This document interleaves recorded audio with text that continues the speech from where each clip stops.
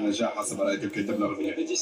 كما ذكرت فعلا كانت هذه مباراة صعبة ومعقدة، واجهنا خصما نيجيريا ممتازا قدم مباراة جيدة للغاية، ونحن عرفنا كيف نكون متماسكين صامدين. لم نقبل فرصا كثيرة من قبل الخصم وقمنا بالحد من هجومه، وهذه هي قوتنا. دفعنا مع بعضنا البعض حتى ضربات الجزاء كنا متآزرين كمجموعة واحدة، ونحن جميعا في نفس المغامرة الآن. على الصعيد الشخصي تسديد ضربة الجزاء الأولى كيف كان الإحساس؟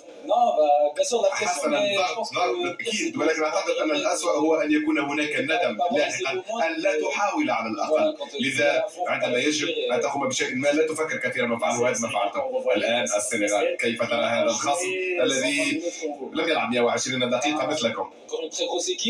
خصم كبير مرة أخرى. لم نتابع مباراتهم بسوء الحظ لأننا كنا نجهز مباراتنا، لكن فريق كبير، بلد كبير في كرة القدم. لذا دعونا نتمتع بهذه الليلة أولا، وسنركز على المباراة القادمة يوم الأحد وتحتفلون بليلتكم. تستحقون.